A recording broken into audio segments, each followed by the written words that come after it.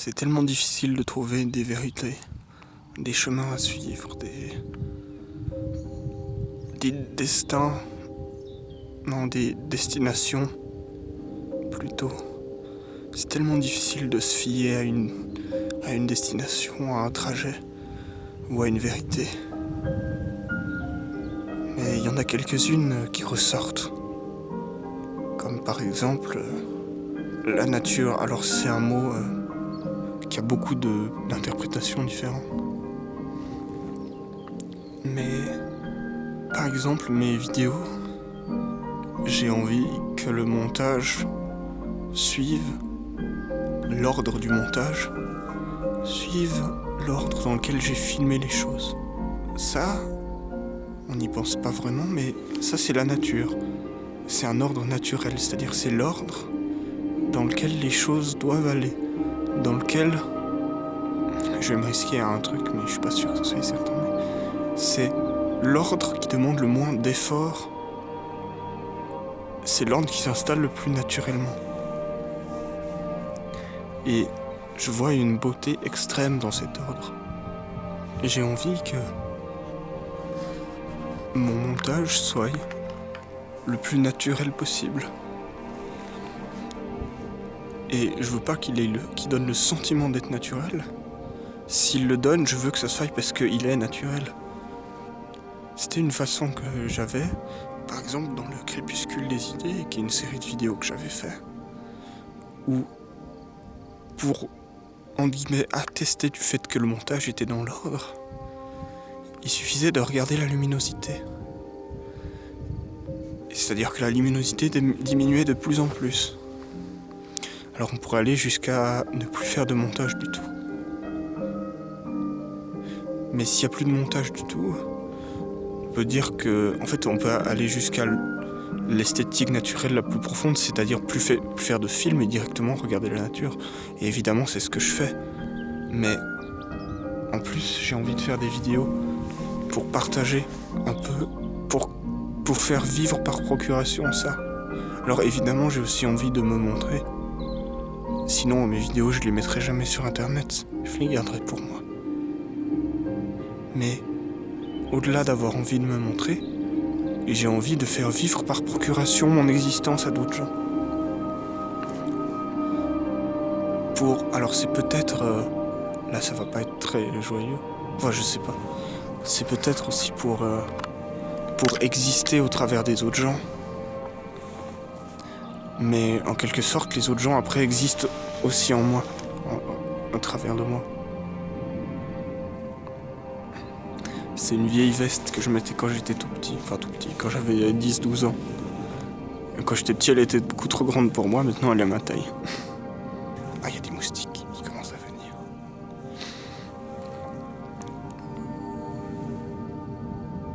Il y a ma caméra là. Je suis dans un champ et il y a sûrement des cerfs ou des chevreuils qui vont venir. Je sais pas, il faudrait que je me lève et que je me retourne pour regarder. Ça se trouve, ils sont à 2 mètres derrière moi en train de brouter. Et... mince, je me souviens plus. Ah, va-t'en. Il veut me voler de l'énergie. Il faut avoir aucune pitié pour les animaux qui veulent vous voler de l'énergie.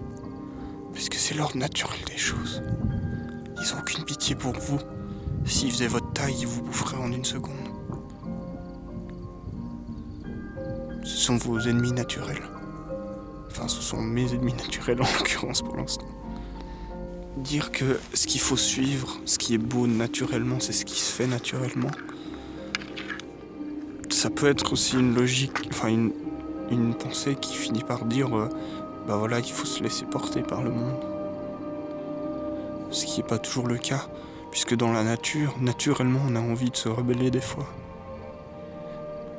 C'est-à-dire aller contre l'ordre. Mais cette chose nous vient naturellement. Donc c'est pas parce qu'une chose est naturelle que c'est l'acceptation de toute chose en fait. C'est-à-dire que c'est une acceptation si profonde que c'est aussi l'acceptation de la non-acceptation.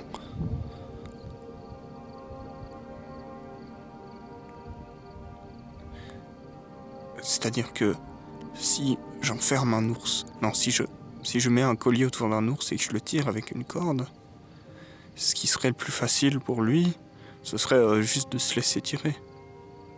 Sauf que naturellement lui vient l'envie de me tuer. Donc c'est pas forcément se laisser porter par le monde. C'est juste exister. Bon, c'est problématique comme toutes les... Je sais pas ce que c'est, mais c'est problématique puisque évidemment quelqu'un pourrait me répondre avec... quelqu'un qui aurait lu L'art d'avoir toujours raison de Schopenhauer, il pourrait me rétorquer « Oui, mais ce que tu dis amène à des atrocités sans nom. Tu es vraiment quelqu'un d'atroce, blablabla. » Le truc, c'est que n'importe quelle idée poussée à son absolu amène à des choses atroces. L'art d'avoir toujours raison de Schopenhauer, c'est un bouquin extrêmement intéressant. Si vous le comprenez, et bah, vous pourrez pratiquement plus jamais débattre de la même manière, je pense. C'est un bouquin qui nous fait comprendre que le débat est pas spécialement utile. Bon, on n'a pas besoin de lire ce livre pour se rendre compte que le débat n'est pas forcément utile. J'espère que ma tête est pas trop ridicule avec cette onde de caméra.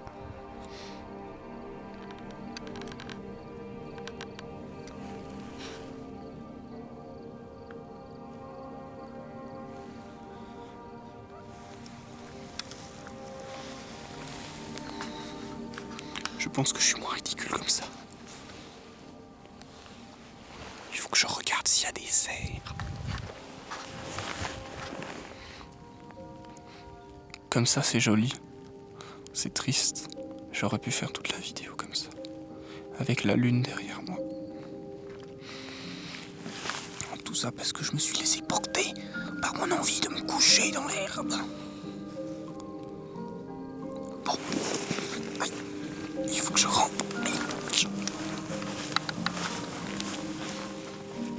Est-ce qu'il y a un cerf? Par contre, j'ai vu un lièvre, je vous ai pas dit. Sauf que le lièvre, il court tellement vite que j'ai pas pu le filmer. En plus, le lièvre, il te voit vraiment il te voit à une distance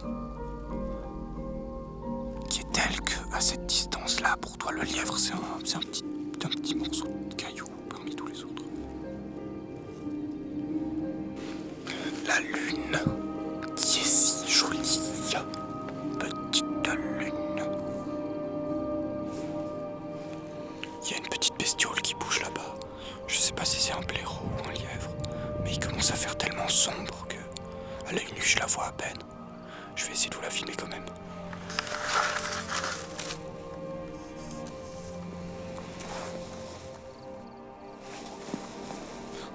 C'est de nouveau notre ami le blaireau. Les animaux ont vraiment des habitudes. Des patterns qui se répètent. Comme nous. Le blaireau, il sort tous les soirs à la même heure, au même endroit. Il marche exactement au même endroit, tous les soirs. Et le cerf, pratiquement, le chevreuil, pratiquement aussi tous les soirs. Ils ont vraiment des habitudes. Et je pense qu'ils doivent se connaître, en fait. Ils se parlent pas trop, mais ils doivent se connaître. Ah, j'ai entendu des bois craquer. Donc c'est un animal assez lourd. Soit un sanglier, soit un chevreuil ou un cerf. En fait, j'ai pas envie de vous ennuyer. Du coup, c'est fort probable que le montage soit pas dans l'ordre. Je mettrai des images du début de ma promenade pendant que je parle.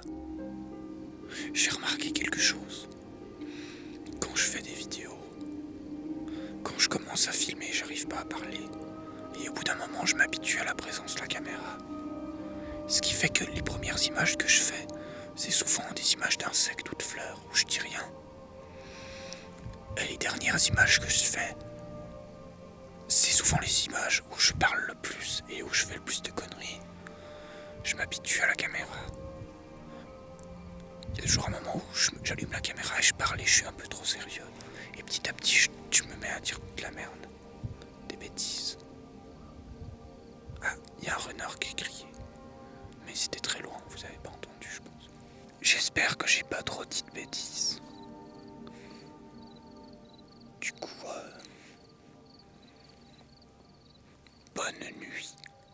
Au revoir.